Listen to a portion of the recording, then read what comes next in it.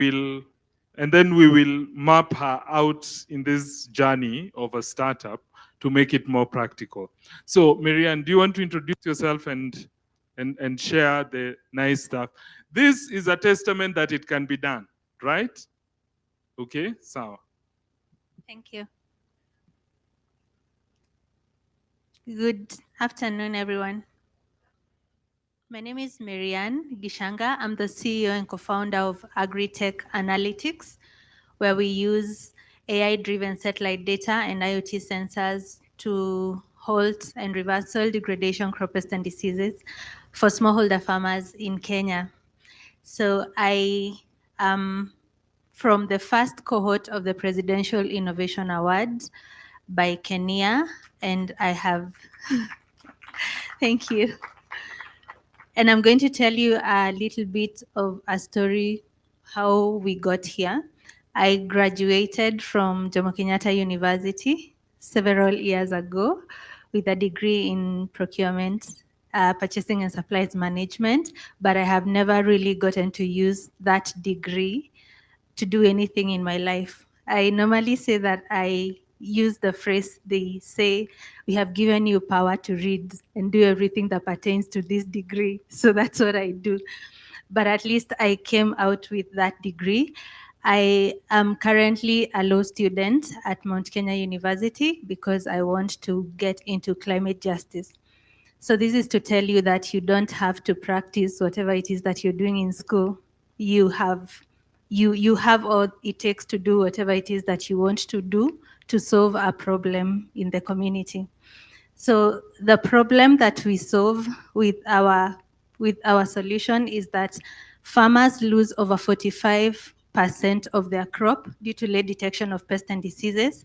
And in Kenya, over 61% of the arable land is soil degraded. So we are solving this using our solution, which is an IoT device. When installed in the farm, it conducts ground level and root level analysis. On the roots, it checks on the soil health parameters like NPK, moisture, pH, and temperature. And on the ground level, it scans the leaves and stems to check on any pest or disease affecting the crop. We also map the farm electronically into the system so that satellite data starts streaming in. So we are getting real-time data from our IoT sensor, and we are getting historic data from satellite data. So the two data sources are analyzed and interpreted, and the farmer receives a simple alert on their phone in their vernacular languages, or they can get it from our mobile application, which is called FarmPulse. For Android users, you can get it on the Play Store. How we've been supported by Kenya is that they offered funding, technical support, and visibility. For the funding, we were able to acquire 1,300 new monthly users. When you prorate this annually, it will be 15,600 farmers a year. We were able to also launch our mobile application called FarmPulse. It has taken a lot of iteration to get to where we are right now. And this is not the end. We are still doing a lot of R&D on it. We have gotten 12 new partnerships with farmer cooperatives in different counties, 14 farmer groups, and 11 agrovet shops. Because on our business model, we work with strategic partners. We don't have to do everything that has been done before.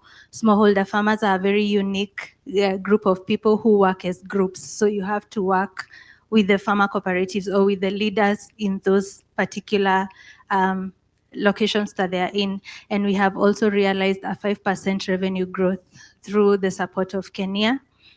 We also get visibility like what we are doing now. We were exhibiting the last 2 days at the conference. And in our scalability and growth, we look to getting to 780,000 farmers. That is 10% of the 7.8 million smallholder farmers we have in this country. That can be achieved in the next 5 years using strategic partnerships that we have and also some other strategies that we are using. We are looking to conducting over 1 million on-site soil testings. For those who don't know, soil testing can be done in 2 ways. You can get a soil sample and take it to the lab. Currently, there are only 2 labs that you could get soil testing in this country. You can get it from Carlo, or you can get it from CropNut, which is a private institution. The rest of the people will do it on site, and then you have to pay for it. So we want to do over 1 million soil tests for this. We want to increase the detectability of our pests and diseases to 5,000. Currently, we are doing 1,200 pests and diseases using machine learning and AI. And we also want to reduce the farm input cost for our farmers to over 87%. Currently, we are able to reduce the farm input cost by over 63%. I'm looking at it as for 1 hectare of land, a farmer will use $200 per month. We've reduced that to $73. And we look to reclaim over 1.5 million acres of land from soil degradation. And our Farm Pulse app is already up. We are looking to push it to more farmers. And currently, the farmers that have already downloaded our application, we checked from our dashboard, and 63% of these people are youth. So it means that the young people are finding agriculture attractive. And those are the bad conditions of the farms before the farmers are using our solution, and we normally convert them into beautiful smiles and hope for the people who are using our solution. I hope that you can all join us as we find solutions for our communities and end hunger in Africa. Thank you.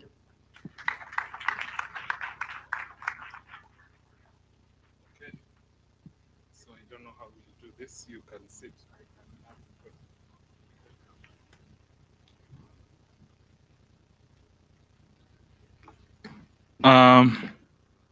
I hope I'm audible. Yes, okay. So another round of applause for Marianne. Now, I know I've been talking a lot. I tend to talk a lot, but I've been talking a lot. I hope it has made sense to you. Now, we want just to unpack what I've been talking and using sort of the lens of Marianne as a founder. And Marianne, just to start us off, well, you mentioned that I don't think you really mentioned where this inspiration came from and why you are convinced you needed to build this. Because, I mean, many people have ideas, but taking it to this level is usually something pushing you. Tell us that. What was that pushing you? Okay, so And just don't tell us the obvious. Because I know there's the obvious where you just say, oh, there's a lot of problems for farmers. I'm sure many of us know problems for farmers. But I think, what is that thing that was really pushing you? okay, so after I graduated from Jomo Kenyatta University, I immediately got a job, a very good job at an international bank. And I had an almost corner office with AC and a parking lot. So it's very comfortable. For 8 years, I worked in this organization. And then COVID hit. I always had this idea, trying to think about it, and I never really did anything about it because I was comfortable. I had a good job. And then when COVID hit, at that time, I was among the statistics that the government was saying, and I almost died. My COVID was not the aggressive one that gets you to ICU. It was the slow, I was like a carrier, but then it would affect me in the afternoons. I'd lose breath, I wouldn't talk, and I could start feeling cold, and I could not be admitted in hospital. I had to manage it from home. So during that time, I really thought about my life. I wrote my eulogy, and I didn't like it. I mean, it was just basic. It was, she went to high school, university, got a job, went, had a wedding, then died. I didn't like it, and I wanted to provide impact. And I kept negotiating with God and told him, if you gave me a chance, I'd do something more worthwhile with my life. And then I'm here now. I fought it for 7 months. There are so many people who said there was no COVID, but there was COVID. I fought it for 7 months. And when I got out of it, I was so convinced that I quit my job And the Wow. benefits I got from the 8 years I worked in this organization, I pushed everything to developing this.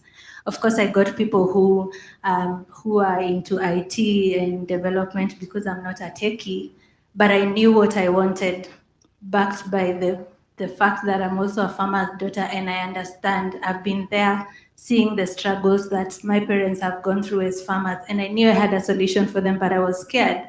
But then I realized that it is not, life becomes worthless when you're at a point where you need to make a decision and you realize that you've wasted your whole life.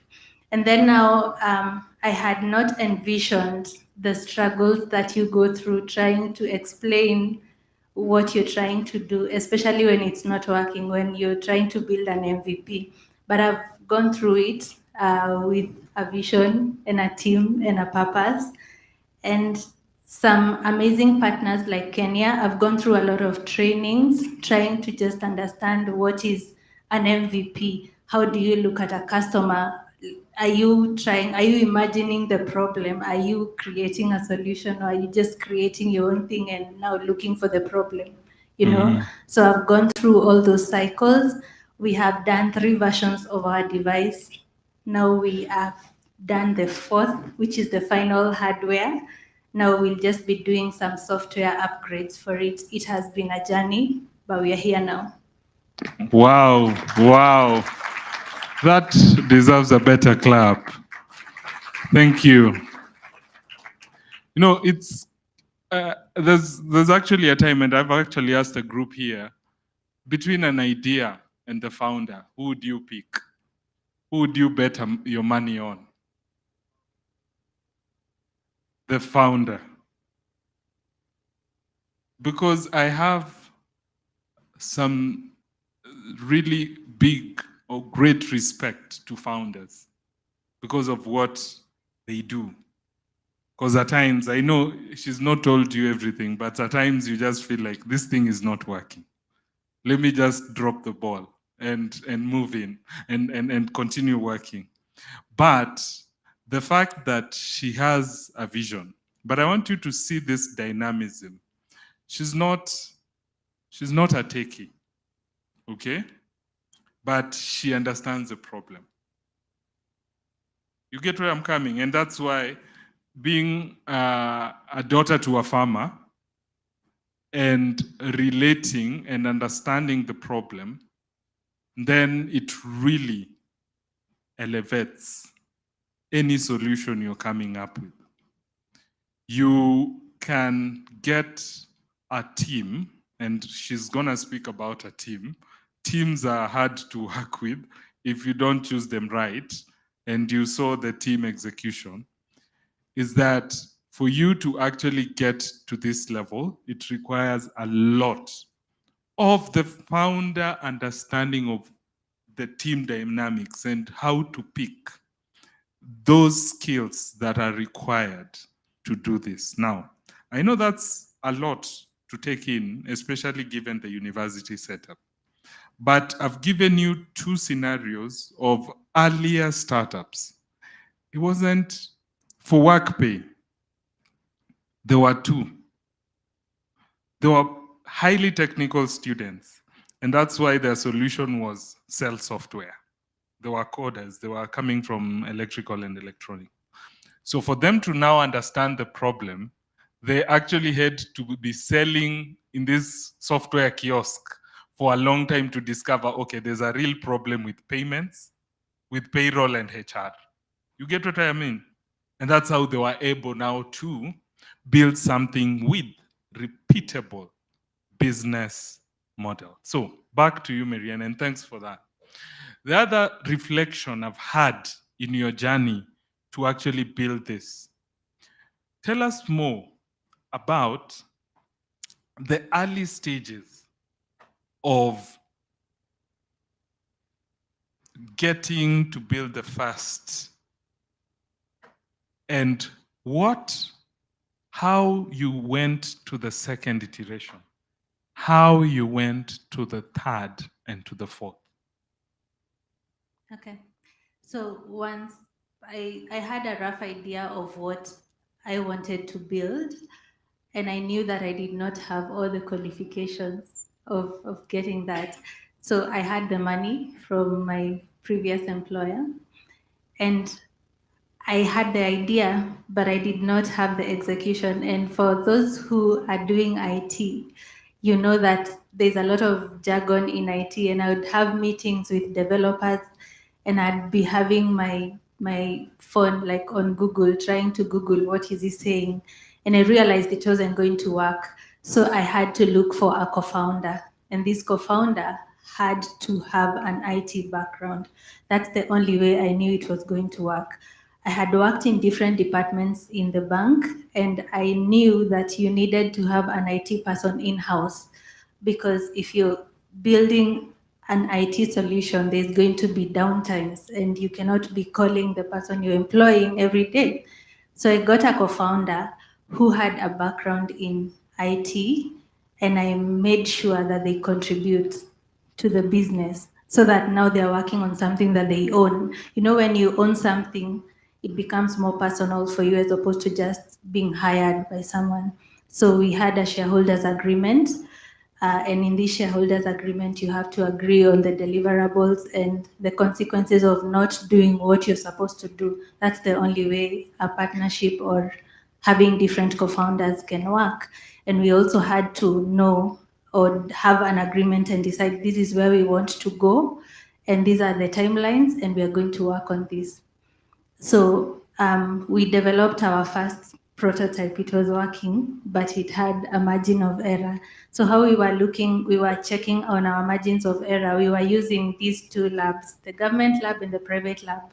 So we would do our own testing, have our own results, and take samples from this particular farm, take them to the lab, and see what is the disparity of the results that we are getting. And we also had to work with a group of farmers who are willing to be our testers. So we have users who are testers. They're not paying us, but they're helping us with coming up with this solution. So we'd look at what is the margin of error and what do we need to do. At some point, we had to get consultants to help us with, because we were limited. We were building something, but we needed more support, and we were talking to developers. Of course, we couldn't get a good developer in the country, so we were working with some Chinese people. We were building and signing NDAs and making sure that they do not start photocopying what we are building. We also had to apply with KIPI so that we are protecting what we are working on. And we built the second one because we realized that there was a big margin of error. So by the time we were building the third one, we had to incorporate satellite because we realized that the margin of error won't really go away even as we keep polishing our solution. So the reason why we incorporated the satellites is so that we can have a different view, the historic data, and then we have the real-time data, and then we can be able to even project for weather forecasting, for example, and then just combine the three and make sure that we have the most accurate data that we have. So currently, if you go to the market, you can buy sensors off the shelves right now.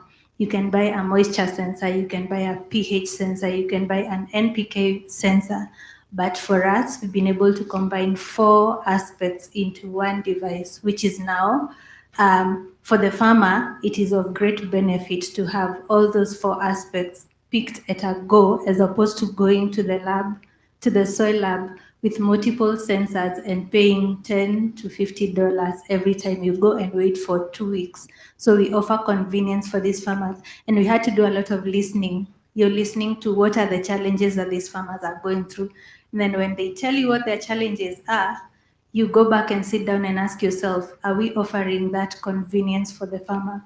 If you're not, are we able to offer it? What does that mean? What is the cost implication? Do we need to do more research? Do we need to partner with other people? And we also got to this point where we realized that it was not only funding that we needed, we also needed technical support. So we looked for people who were offering the technical support, and we got a chance to work with the University of Edinburgh in the UK in an AI accelerator.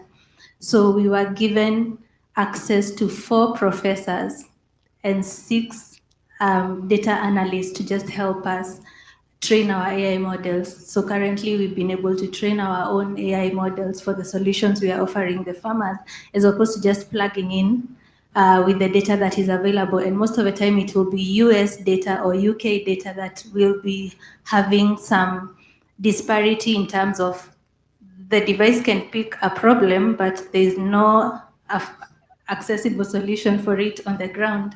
That was the importance of training our own AI models. I feel like right now I have an IT degree because I can speak and understand a lot of that jargon because I've had to sit down in those meetings and just learn. But I also appreciate that as a person, I cannot do everything. So I value every single person in our team, and collectively we are able to offer a solution. Wow. Thank you so much. I can spend this entire afternoon listening to her story because let me tell you, whatever she's telling you is something that really can make you be the next founder or not. The fact that she figured out very early that, I mean, this is a technical stuff. This is a technical product. I cannot afford to employ a technical person. And even the amount that people quote nowadays is crazy. So how do I get a co-founder? Just think of it. The two gentlemen I talked about, they were students. So I want this to be very relatable, maybe because we are students and our reality is that we have exams to think about, we have all these other things. But I also mentioned the story of Hilda Mora. She got a co-founder when she went for internship in Coca-Cola, but faced a very specific problem. And they managed to fix together. And that's what came out to be Wezatele that she sold. And you see the power of understanding what is needed to build this solution and really selling that to someone. And don't say, I am looking for a co-founder, I'll give you 10% of nothing. Because 10% of the idea, and you want them to be committed to the cause, right? We struggled with this at Strathmore for a long time, just to get people think about co-founding, especially for technical. There was this team of gentlemen who their coder was in Mombasa with the whole program. And he had been given some money to do it. And so we asking, where is your demo?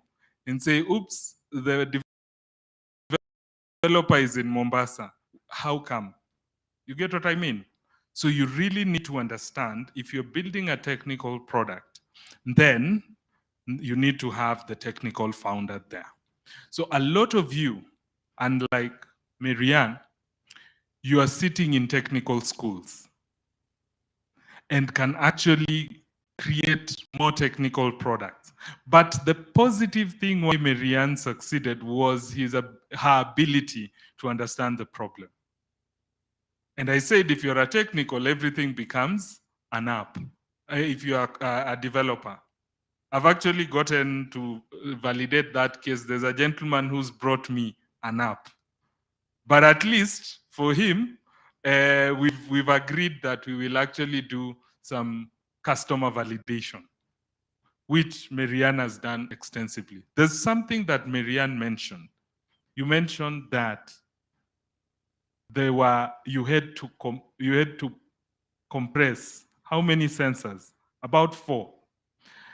And it was a question, they are competing with what? Someone can go and buy a sensor outside or can go and get the sensor and get the data. You get what we are competing with. But it was going to be very expensive and very inconvenieting for the farmers to actually get the right data. So what this sort of session is all about is picking on the value topic. She talked about how expensive it was for the farmer, how convenient it was for the farmer, and they developed that product based on farmers' feedback. The first iteration, the second iteration. So I'm not telling you theories. I'm telling you things that the lab, and you did it in the lab to actually produce that. I know there are people who are thinking that's a lot of work. And that's why startups can attract 2.3 million in seed fund. Are we together? It's simply because of what she's doing. Because now when she gets to start raising the amount of money that I hope you will manage to raise, and we will actually try and see how we can connect and get you raising. You might actually end up raising some significant amount. Twiga Foods, by the time they were closing, they had raised about 100 million USD. How much is that in Kenya shillings? How much is that? Yes. And you see Peter Njonjo again in agritech, but she had a background of food distribution and why it was so hard to get fruits when he was in Coca-Cola. This is quite an interesting thing. If you understand problems so well, you're building some solutions that people are going to rely on and pay you. So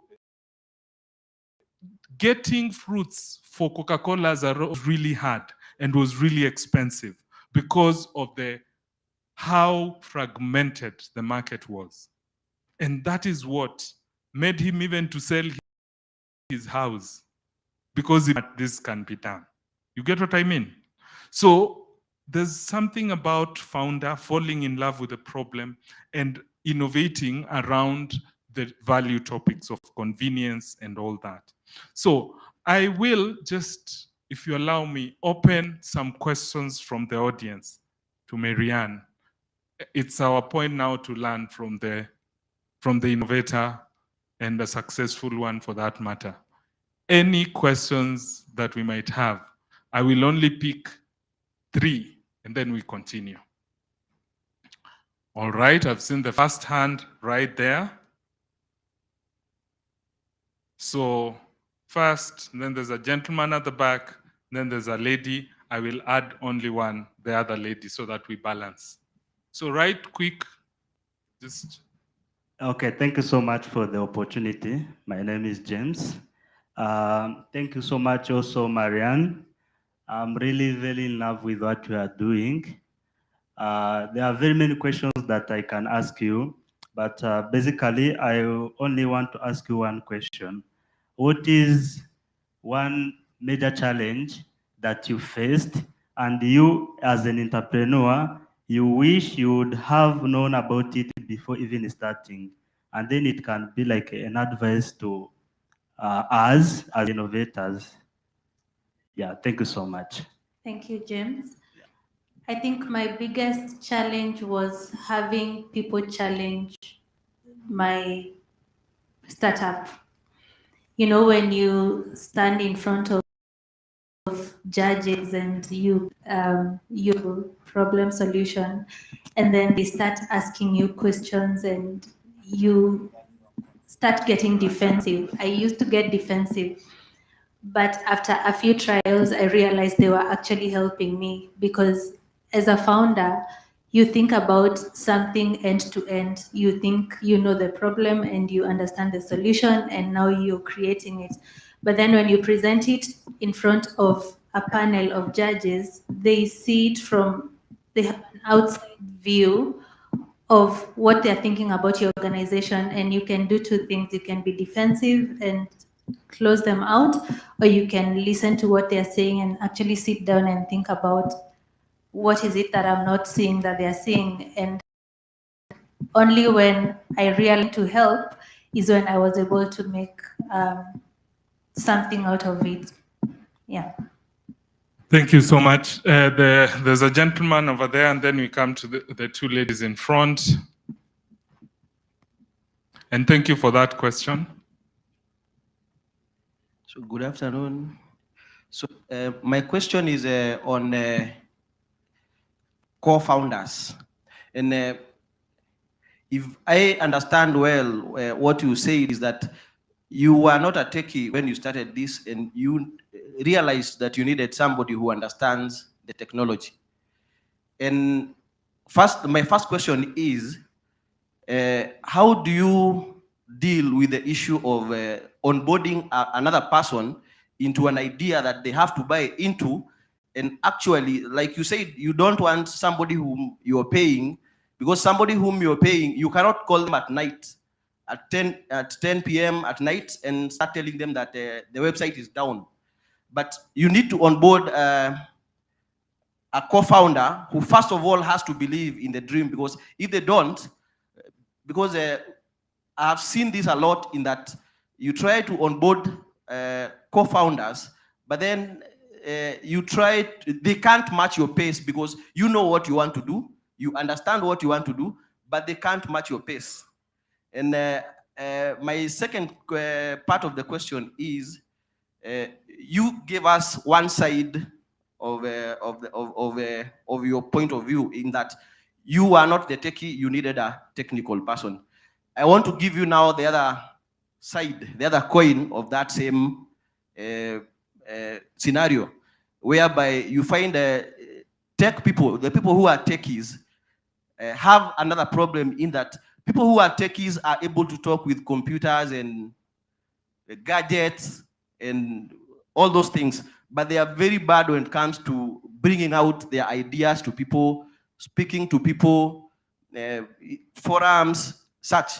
And now you find that for somebody who has a lot of technical knowledge, they now need a co-founder who is able to be the face of your idea, which means that relationship has to be quite tough. Now, how do you get this person interested? You're not paying them, first of all, and secondly, you probably need money. So the money is not a motivation in this case, because if you're employing somebody, you're paying them, the motivation is money. But if you're looking for a co-founder, that becomes a very big challenge, in that how do you get somebody interested enough for them to match your pace? Yeah. Thank you for that question. I think it's it's a founder's question. Very good one. And yeah. I think for me, my co-founder was also my schoolmate. So I think the position where you are right now is very critical for your future, because in university is where you find most of the solutions for your life are around you. You just can't see it now. We schooled together, so I knew what they stand for. I knew what their interests were, and by the time I was approaching them with the solution that I had for them to be a co-founder, I knew that they had interest in developing stuff. And they are actually not a one-time founder. They have founded 3 different companies, 2 of which are very successful, and this is the 3rd one, which I think is headed that direction. So the people who you're interacting with right now, you have an opportunity to actually see them in their real character.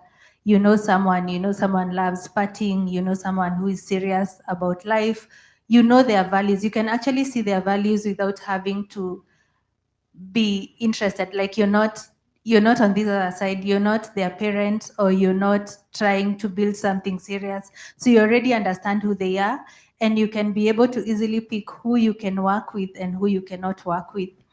And the most important thing about getting a co-founder is that document that I've mentioned, the shareholders agreement. When you're starting a business, please don't do it like you're going out for lunch with someone. Make sure that it is officially done. Make a habit of signing agreements so that you're able to know what you're working with. It's not an open-ended kind of thing. And secondly, I think it is very important to get a shareholder or a co-founder who shares a lot of values with you. There are some things that you can work around, but there are some things that are non-negotiables. Have your non-negotiables, and then try and talk to people who you know share the same values or want to see the same solution as you, and then have a shareholders agreement that is going to guide the growth of your relationship going forward. I hope I've answered your question. Yes, and I think just to add, I think what she said is very critical. And I know as university students, we're thinking this is a lot of work. I mean, there are quite very successful startups that were started off university, and what she said is very true. It's not that it's going to be an easy road. No, we know human beings. Whether you are the best person, there's always a moment where your ideas clash. But I think in terms of really working out the big picture here is very critical. We know from history, Bill Gates and Paul Allen, they fell off just because of ideas. Or, you can get someone who's really pushy with what they believe will work. But I think just also really understanding they have what I don't have, and I have what they don't. I am very good with understanding the problem, understanding the customer. So anything with customers' problem, that one I will sort in understanding how to translate customer needs into a product. Okay, this other person is also very good at putting the product together, piecing it in a code or something. So ideally, there's a well cut out roles for both of you, but you'll tend to clash so much if both of you are coders and are trying to flex. Both of you, one is saying, I'm the one who knows how to do this thing. And then you're also saying, no, you get what I mean? So it's so important to actually also have this, fights will be there. And that's part of life. But when Paul Allen fell off, the vision is quite important. They thought the company was bigger than them, both of them. So they had to swallow their ego and just work together. And you see where Microsoft is. So I'll also let the two ladies to ask their question. Kindly keep it brief.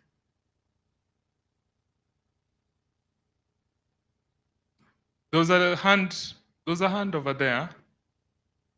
I'll just give those two ladies an opportunity here. For those of you who have more questions, I know you have a lot of questions. I think we will coordinate with Samuel to actually also have some conversation outside this to actually get your questions answered. So go ahead. Good afternoon. My question is basically, you say that you knew the solution to your problem. You had validated your problem because you have an agricultural background and you knew that the solution needed to be technical. So you went and found someone technical to help you put this together because you didn't have the background. So what advice would you give to a university student? Would you tell them either to validate their problem and validate the solution at the same time, or would it be better if they know that this solution needs to be technical to go and find someone technical to help them validate the solution? So basically what I'm asking, is it better to fall in love with the problem or get someone to help you solve the solution? Is it better to know your problem better, or should you go for the co-founder, or should you go for one before the other, or should you forgo one for the other? Wow. I think it is always important to have you cannot have the whole staircase very clear, but at least if you know what the problem is and you're trying to build a solution, work with people, work with testers to be able to validate what you're trying to build. It is very, there's a trap that founders normally fall into. You build something to the end and then you push it to the market. Well, it should be small steps as you're growing with it. Work with the person who you're trying to build the solution for, so that you can also listen to them, try and understand why is it that it is not working this way. What are they thinking about it? For example, it was very easy for us to build a solution and offer the alerts in English, but then our target market is semi-literate or illiterate. So how do we bridge the gap? If I'm going to build a solution that is going to communicate in English, I'm going to lose 70% of the farmers that I'm trying to reach. So I had to look for a way of making the alert I'm sending them simpler for them, and that way I had to get translation. If I had not interacted with the farmers and different farmers from different regions, I would not have known that that is a challenge. So you have to really do it slowly and make sure you're testing every part of it, because if you build to the end, then you might end up losing a lot of time and money. Thank you so much again for that. The last question. Hi, my name is Zivlin Ongoi. I'm also a founder. I founded a company. Okay, let me call it a startup right now. It's a startup called Block Creative. But now we are at a stage where we are gaining traction and we have a problem on how to approach the customers. Sometimes you approach the customer and they seem to be just okay with everything that you're saying, which is not right actually. So I would love to know how you have been approaching the customers. Like, I know there's supposed to be something like let them challenge you, but now my customers have not been challenging me at all. So I'd love to know how you have been doing it. Yeah. Do you have leading questions? Do you ask leading questions? Yeah, of course. Personally, I'm building around blockchain and filmmaking. I'm a filmmaker myself, and I'm also a blockchain developer. So the problem that I was solving, I was experiencing them before.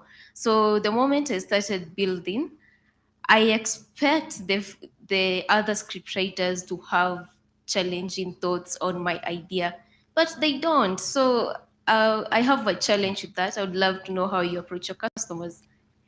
Yeah. I think it depends with who is your customer.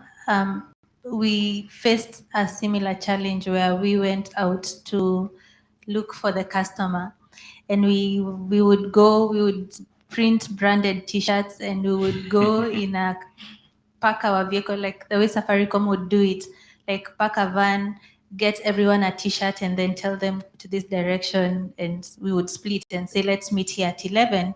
So we would go and talk to our customers, and everyone would be like, okay, yeah, that's a good idea, I'll get back to you. That's a good idea, I'll get back to you. And someone would say, okay, let me make a call, I'll get back to you.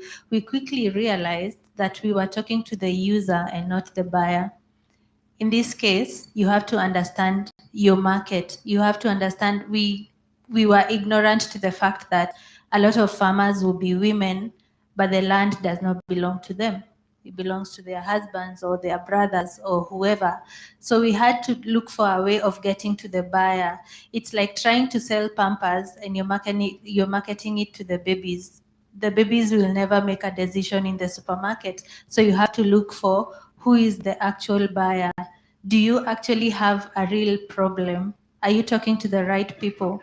Are you having the right conversations, or are you leading them? Are you asking them questions with preconceived answers so there's no way they can answer differently? Now try and have a conversation, an open conversation with them, and understand, is this really a problem, or am I creating it for myself? Or am I talking to the wrong people who cannot make decisions, so they'll just be saying yes, yes, yes, because they do not want to engage in this conversation? Thank you so much. A big round of applause to Marianne. That wouldn't have been said better. And I think it's really an honor to have you here. And hopefully we'll be having you in future. And hopefully we are also praying that you raise, so that when you're coming here, you can also dish out some checks and but that's not her money. That's the company's money. Thank But you. yes, all right. So thank you so much. And it's a great segue. It's a great, her question and what she's answered is actually a great segue to our probably less than 15 minutes engagement, because I think that's critical, right? I talked about market validation. So if I can have my slides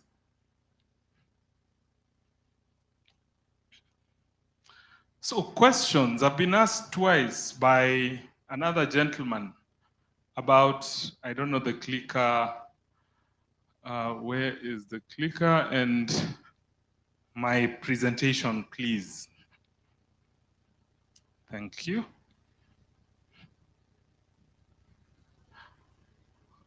Great. Great, thank you. So, market validation. Market validation. Hiyo ndio msema kweli. You understand the problem. You have picked out the value topics.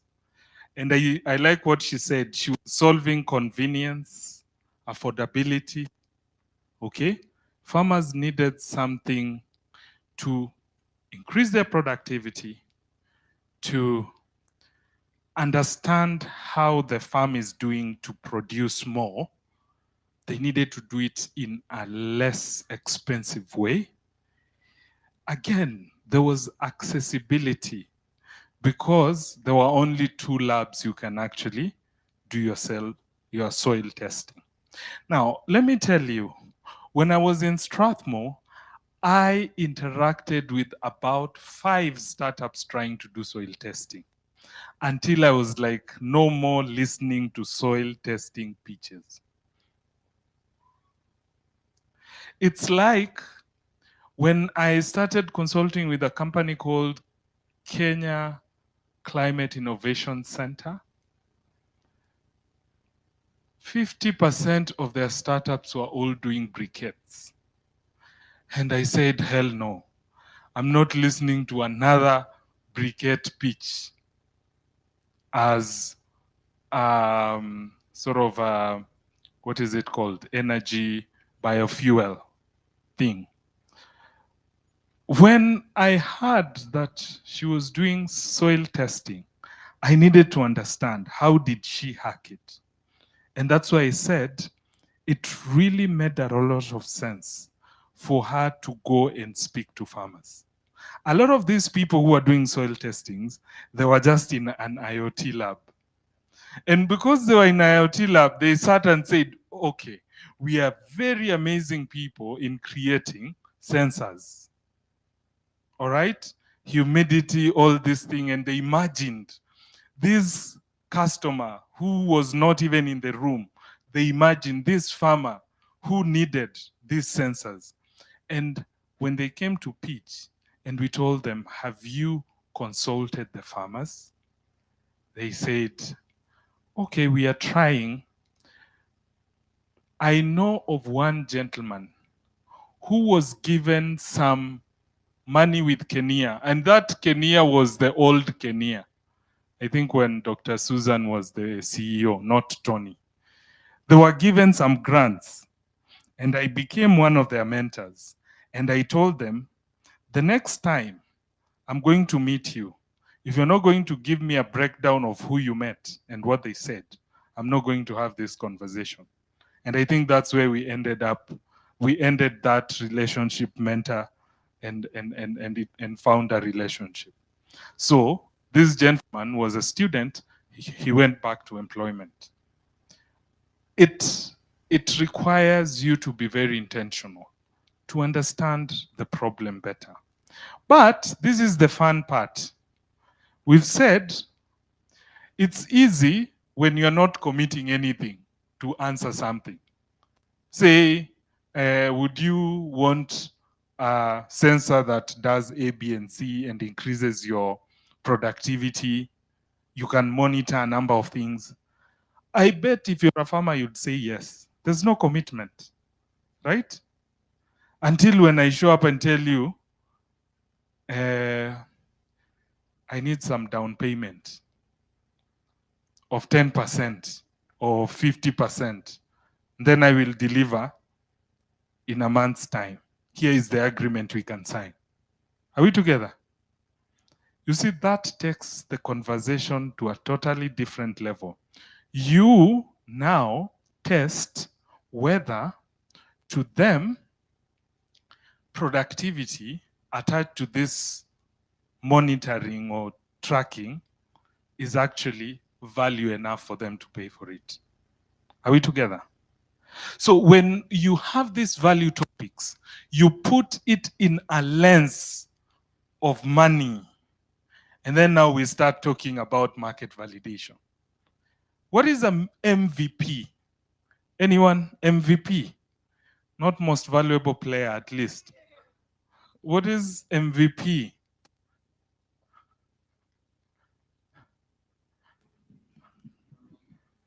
MVP means the minimum viable product. Minimum viable product. Now, I want to give you 3 things. Whenever you hear about these 3 things, don't confuse. Minimum viable product. Sometimes I call it minimum sellable product. Let's all be clear. Just write minimum sellable product. It is not a prototype. Probably should also have defined a prototype, right? So a prototype is anything that gives you fast user data point. It could be even a concept note. It could be, it is in levels. Now, I'm forgetting the name of the gentleman who came with the app. He had done such an amazing prototype, okay? Because it was what we call high fidelity prototype. A prototype is the representation of the real solution. It could be, you see the way you are told, we are building a whole tower, but before you see the tower, you can see another model here and tell you now pick your room or something. You get? So it's like a model. But creativity has shown it doesn't necessarily need to be a model. Anything that can give you user data. The user say, okay, it works or it looks good. It could be wireframes. So for those who are doing app, you remember flowcharts, okay? So it's like a process I move from, let's say for instance, M-Pesa, if it never existed and we wanted to build a prototype for M-Pesa, you'd say, first of all, you log in, you enter your PIN. So that screen, you imagine, you put it there. When immediately you enter your PIN, you see your balance. So that's the dashboard you see. Balance, you see your Fuliza amount down there. Then you see all this up. Then you say that's frame number 1. So, and then you see the buttons for options. So again, you say, my solution will help them transfer money. So before even we got to Lipa na M-Pesa, M-Pesa was only for sending money. So you'd say, send money. So when you click on that button, it takes you to another frame where you see, enter the number or pick the number from your list of contacts. You get those options. So you develop that. Those are called wireframes. You just sketch them and you draw. So a sketch can be a prototype. But an MVP is not a prototype. An MVP is the real product. Write it down, is a real product. That's why it's minimum sellable product, MVP. But now the V is where we actually need to test. Before you say is an MVP, you need to test the viability. Are we together? So the 3 things I mentioned, one is called user desirability. That Yvonne will cover because she's going to talk about design thinking. User. And I like the fact that Marianne mentioned about users and customers. What's the difference?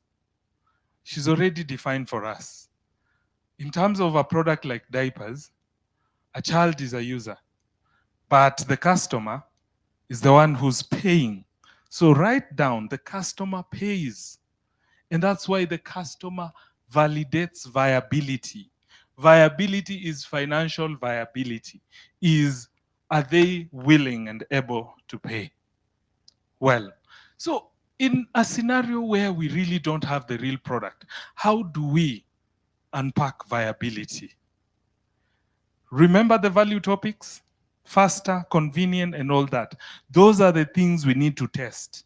So just write, for validation, for market validation, you need to have your very well defined value topics coming from the customer themselves. They say, we want to save money. We are spending a lot. It is too expensive. That's why we are not buying. Others will tell you it's very inconvenient. It is very slow. We can't. Then you have those value topics. Then you say, how much will the customer be willing to pay for convenience? So the biggest question will be, will the customer be willing and able to pay for value topic 1? Before you go to value topic 2, value topic 3. So value topic 1, let's take an example of a horse, a faster horse. So they want to move faster. How much will they be willing? No, not how much. Don't write how much. Just say, will the customer be willing to pay for a faster solution?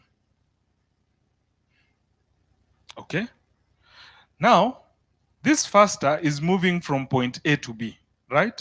So when you're defining your value topics, it's progressive. Someone talked about progressive, innovation being progressive, is moving from point A to B, is accomplishing a particular task, okay? So if I have to accomplish a particular task, how do I accomplish it? If I want to drink water, let's say, and the technology is straw, what does that mean? How, so before I came up with a straw, is maybe what I was spilling, or there was, you know, I'm walking, I can't be walking, and I am drinking, okay? So I just want to drink while walking. What is the convenient way of drinking while walking without spilling? Maybe I need to use a straw, okay? So I'm just using all these products were developed because they were trying to fix a solution, okay? So with the value topics, then we now say we need to go to the customer and find out if we can measure their commitment to actually pay for the value topics we are going to infuse in our product or in our solution. So make it faster, make it convenient, the way they made the sensors to be more convenient. Now, you remember with your prototype, again, this calls for some, what we call visual, it's a visual thing. You can decide to create a video if you're a good video, and that's why prototyping requires a lot of design, UX and UX design and visual. So you can actually do a video of nothing, but you're projecting the value, okay? You're projecting the value topic. Or you do a poster. So this is called pre-sell experiment. You can write it down. I use it as an example, pre-sell experiment. So pre-sell experiment with your product. Let's say the film. I'll use film and you say blockchain. So what exactly was this trying to sort out for film? And you're using technology. Remember, technology is not the solution. It is the enabler of that solution, okay? So here, I bet the problem is in the film industry, but you're using blockchain to sort it out. So what was it doing?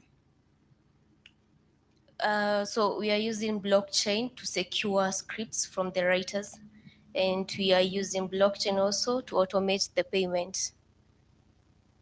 So this is fintech, creative fintech. You get what I mean? So there's two things. There's payment and then there's security, okay? So I like, because all these things, you'll always end up mentioning the value topics. So it means that it is not secure, right? Whatever they're using now is not secure. So how do you enhance security without even mentioning blockchain? You get what I mean? You don't need to mention tech. You just need to mention the value topics. That would you, so who is your customer? Is it the script writer or is it the producer? Okay. So producer are paying a lot of money to secure something, or they're losing a lot of thing because it's not secured. So you ask, you go to the producer. You have to target the customer. For the for the market validation, you target the customer, and you create a database of the customer. So your database is the sample size. For Marianne is the farmers. The farmers, and not every farmer, okay? Not every farmer is going to do soil testing. You get what I mean? Not every producer is going to worry about the security of the script. So you know this particular farmer, and they need to represent your market, okay? So you have their database, and then you have your value topic. So you go down, you go and start thinking, how do I create a call to action to my customer based on my value topics and the commitment? So I say, first of all, there are levels. I can just say subscribe or register, okay? Or if I want to take it a notch higher, I said commit with a 50% fee, okay? Or a 50% payment, down payment. And you can reduce the percentage depending. But what you need is therefore either a poster, a video that this customer can interact with and make their decision. You don't have the product yet. And it's not conning, okay? It's almost borderline you conning, okay? But I want you to understand that it's important to understand whether what they are saying and what we'll do are two different things. Because if they do, then you understand this, okay? So when you run that, you say, let's have a poster or let's have an email marketing. I know most of you have known, you've done email marketing. Digital marketing is quite also key in terms of doing pre-sale experiment. So you do an email market and you have their database. So their database could be email address, numbers, or even space. Let's say we are all university students. And if there's a product targeting university students, I have a booth like that, okay? That's also an experiment. And in the booth, I advertise that product and say, get a much easier way of accessing random, I don't know, over the weekend, do you struggle to look where to go? Either there's a bash somewhere. So access activities at a small fee, or subscribe to get where to go next over the weekend. And I see a queue from all the way from that car queuing. I'll know these guys mean business.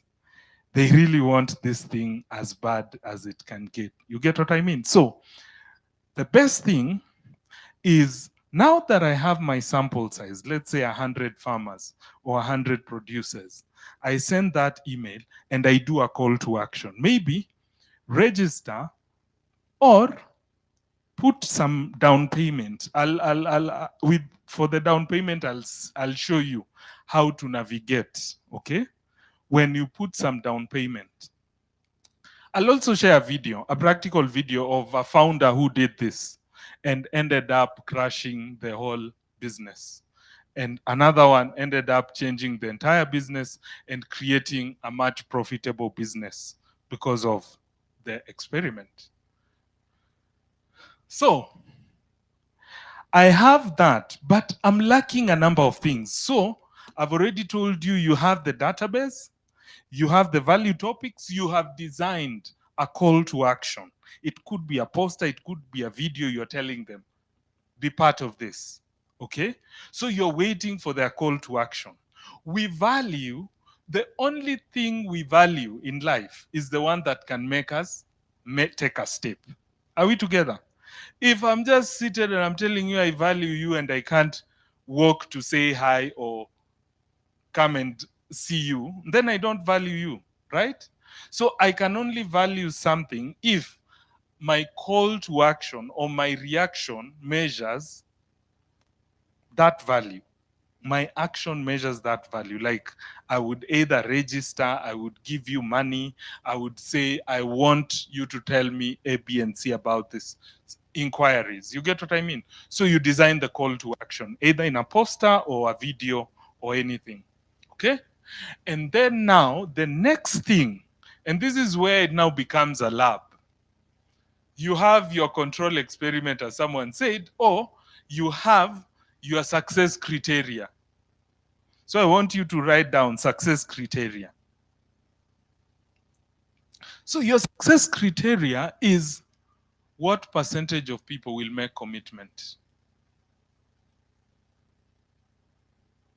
And then it doesn't stop there. I said if the litmus paper turns pink, it even becomes interesting because you'll start asking why. So the learning part is also part of the process. So you put somewhere learning of asking questions. So when you're queuing there because unataka kujua place wapi next ndio kuna bash na naweza nika crash ama you get what I mean. So if I have that app, I have not put up that I've not worked on that app. I just want to get a sense of if students will actually be willing to onboard and to use the app. So if the students are 1,000, I would say my success criteria, because it's such a crucial value topic, like affordability, I would say I want 75% to make commitment. So I would want 75% to have a positive response to the call to action. Science. Ni science. It is not me, it is science. Are we together? So, what if, someone would say, what if only 50% respond? That's where it gets interesting. You have to learn. Maybe you picked the wrong value topic. Maybe it wasn't about affordability, it was about convenience. Maybe it wasn't about convenience, it was about something else. So you ask why, especially the ones who've not committed. There's a way you can actually pick the information and say, all right, I know you did not respond positively to this call to action. What is the problem? Or what do you think could be a better way of addressing this challenge? They would actually tell you, oh, but I think for me, I am not in campus, okay? You get what I mean? It can point you to a different group, or it can tell you asking the wrong people the question. Or it can point you are actually dealing with a value topic that is not the one they're looking for. So there's the video I'll share with you. This experiment was done by a UX designer. And I'll just put it, as I summarize, I'll put it in very simple ways to save time. So this UX designer, a lot of requests by startups if she can create for them websites. Okay? So how many of you have websites for your companies? Okay, 1, 2, 3, good. How many of you are looking to have websites for your company? Great, most of you. So you send me, because you know I am a UX designer or I'm a graphic designer, you send me, I get to speak to you and I said, here are my contacts. So I get like 100 of you. Honestly, I can't do 100 websites, okay?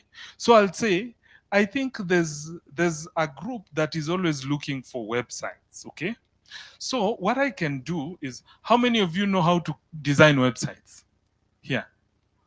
Great. So I'd say I have a database of those who know how to design websites. So, and I have those who want their website to be designed, Uber style, that's called, so this is another experiment called concierge. It is not your poster thing, but it's an easy landing page and all that. So what I'll do, I'll collect all the names of the people who want website. Those are my customers, all right? But still, I can't fix myself, and my solution is not to create websites for them. My solution is to connect them with people who know how to create websites. So I'll pick on the UX designers and say I also have a database of UX designers. Niwaeke kando. Umelewa? So nataka kufanya Uber for websites. But because this could be an app where you as a web designer, you come and say, I need a job, and you register, and then someone who needs website fix comes, and then I match the two of you. Are we together? It's the same way Uber looks for driver who is closer to you, but gets you the car, right? Are we together? Yes.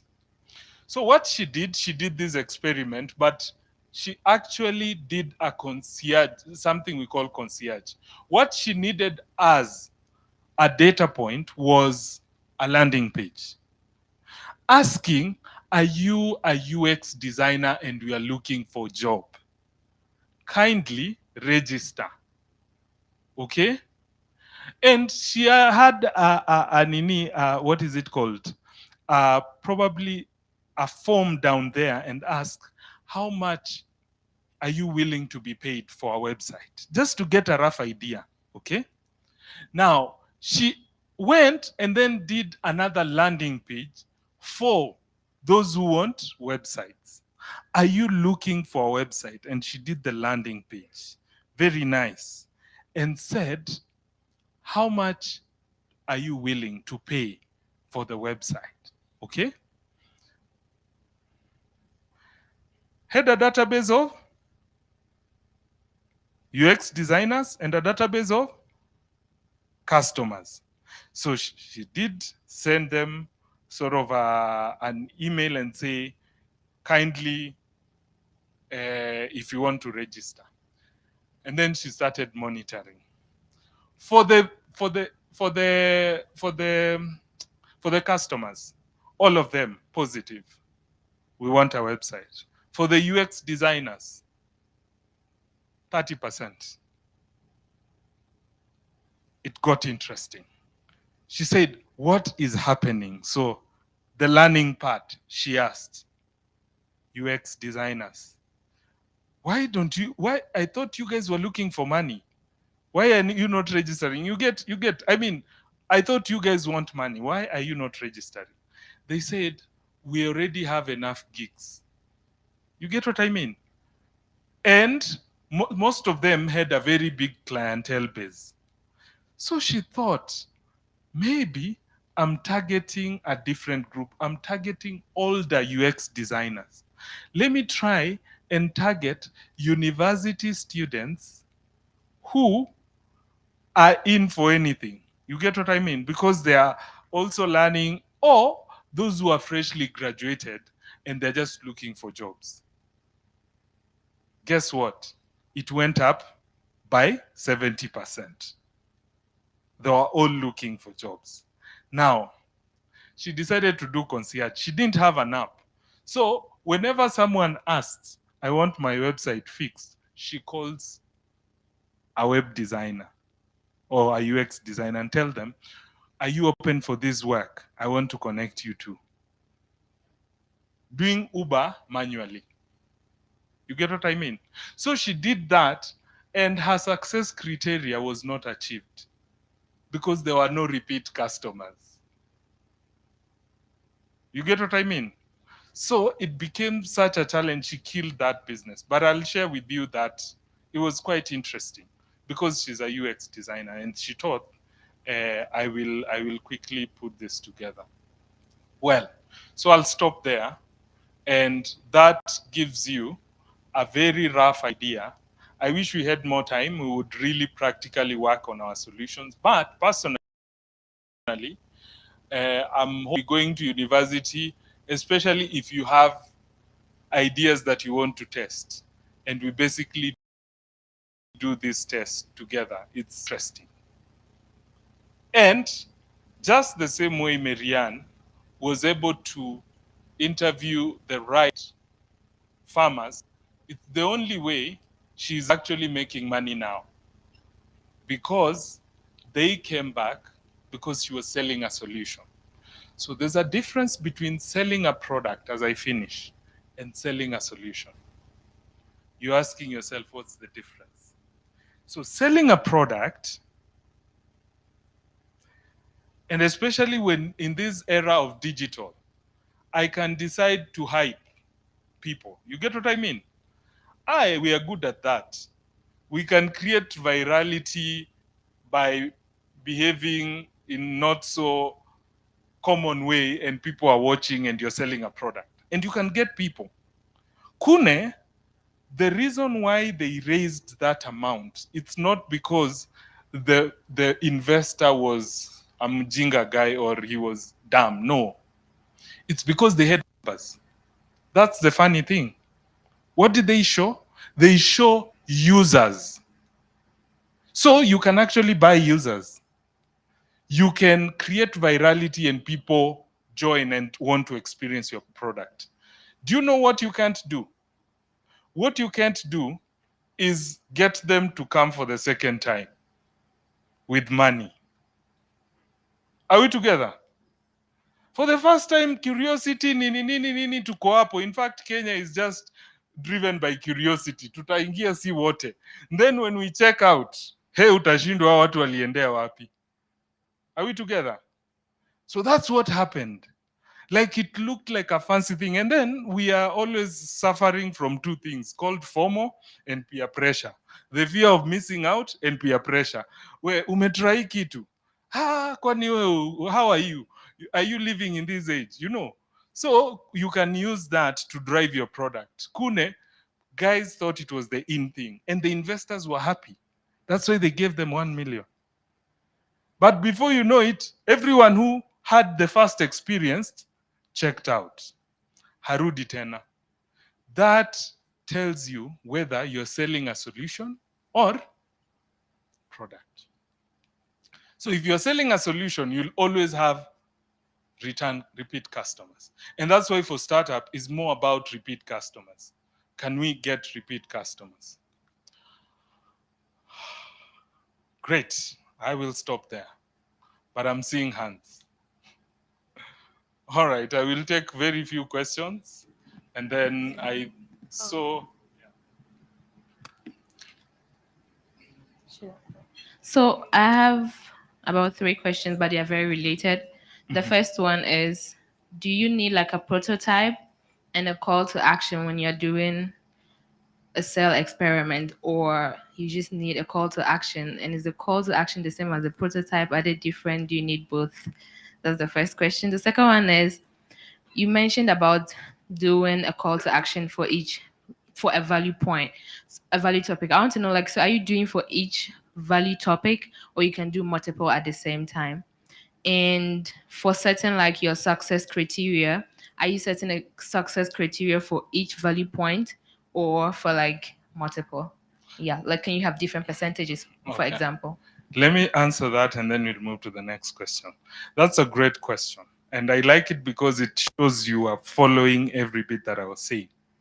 So you can, you need a prototype. And like I said, a prototype is anything that allows you to get fast user data point. Okay? Now, a prototype, some of us actually have it as a 3D image. Are we together? It's the easiest.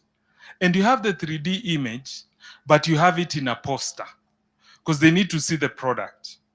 But you say, this can give you the value you're looking for in accomplishing your task. So it's like a marketing advertising. It's actually basically advertising.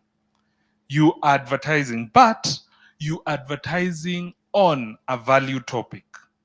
Like get half the prize or get to download your content 3 times faster. Are we together?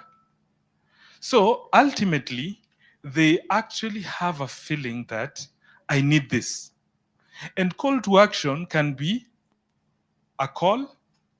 I'll just call you and say, hey, how many of these things do you have?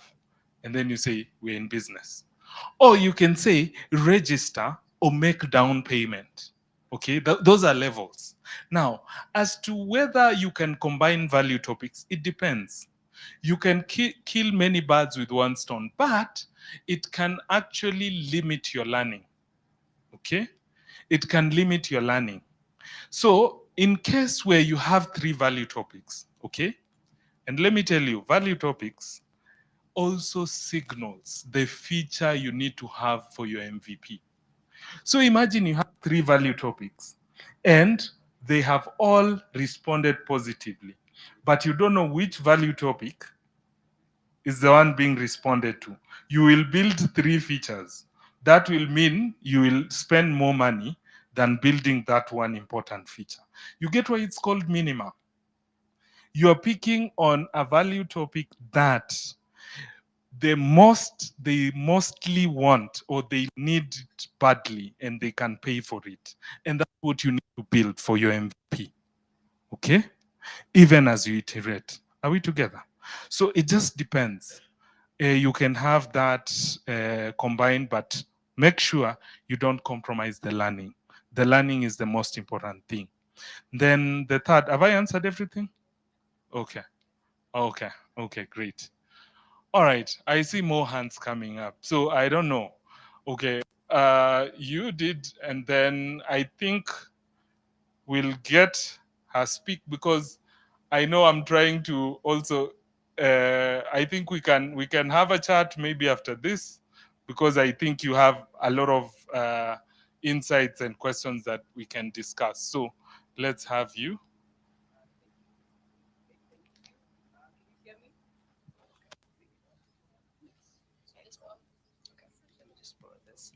Okay, thank you. So I think in the process of learning, because what we're doing here is we're supposed to interact with the customer and then get feedback from the customer to inform how we're supposed to adapt our prototypes better into developing the MVPs. So my question is, a lot of times when you're interacting with a customer, they'll give you feedback. How do you tell, for instance, I get 25% yeses and 75% no's? Would you choose to work with the 75% no's or the 25% yeses? And then the second question is, for some reason, I feel like it's imposing a risk because it's also, you might also get to the point where as an entrepreneur, you overanalyze to the point of taking no action. So how do we go about the paralysis analysis that may come along as well? Thank you. That's a very good question. Now, the first question about whether to go with the 75 or 25, I'm being signaled my time is up, but it's fine. I know you guys are willing to stay, but we are not, but we have to also allow other things to come in. So 75 and 25 is depending with your success criteria. The one thing I would tell you that is very bad is to build the next Kune. Not very bad because it's a learning, but it's very expensive learning.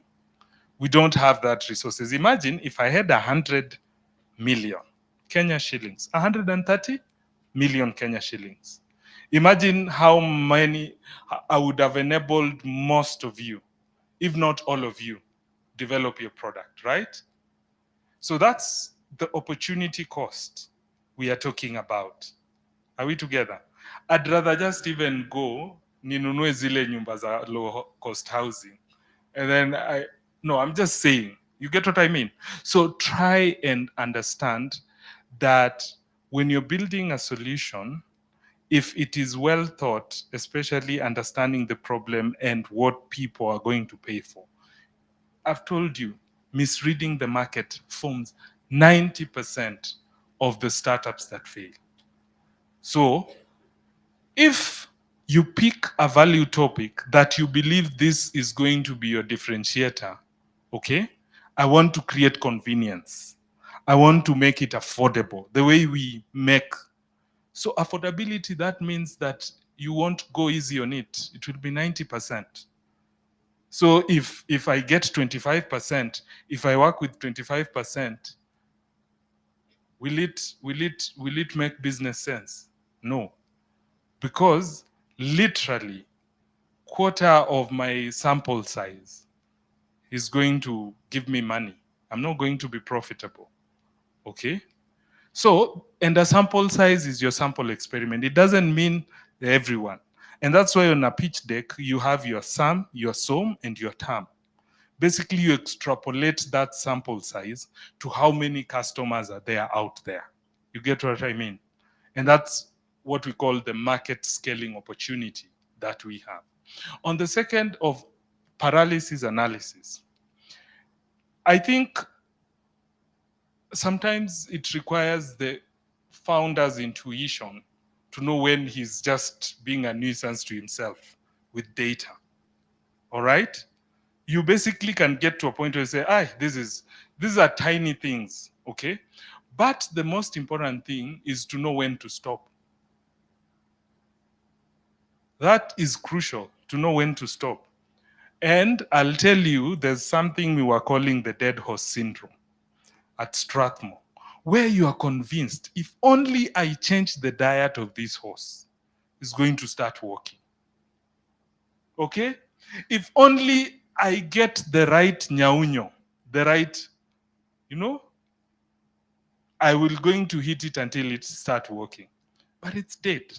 And that's what we do with a lot of stuff. And that's why I always say, I'm not in the business of creating or fixing old houses. It's because when you're trying to paint, then you realize there's a crack somewhere. When you go to fix that crack, the whole foundation comes down. You get what I mean? So it's always good to build things from ground up. Okay? And sometimes even, maybe you're trying to paint, and we know global warming. Maybe it was meant to be for another era where the sun was not as hot as now. So you're painting and all of a sudden everything melts down. You get what I mean?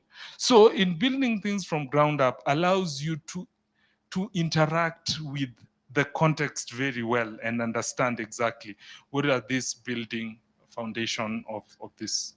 Yes. So I'll allow just one more. Okay, I've been told no. I'm so sorry, Enos, but thank you so much. Maybe that question you can come talk to us after. Please give him a round of applause. Asante sana, Enos, for, as always, sharing your experience and your insights around innovation and the process. It's also a continuous learning, okay? So there's no way we can pack everything you need to know in 2 days. We're just trying to give you a sense of what you need to know. Please go back to your spaces and continue practicing and research more on these things, yeah? And the best way to learn is by doing. I think let's go have some lunch, yes? Yes? So it's 2:20. Enos Weswa. We can go have some lunch. I can see some. Do you want to say something around lunch?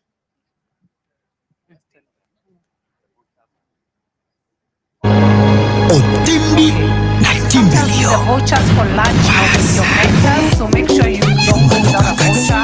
Otherwise, you might not get access to the yum that the pizza has prepared for us. Down that way, I'm told, at the restaurant.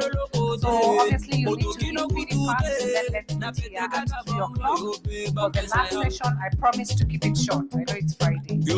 Okay? All right. See you guys. See you. Grab your vouchers from your mentors. Thank you.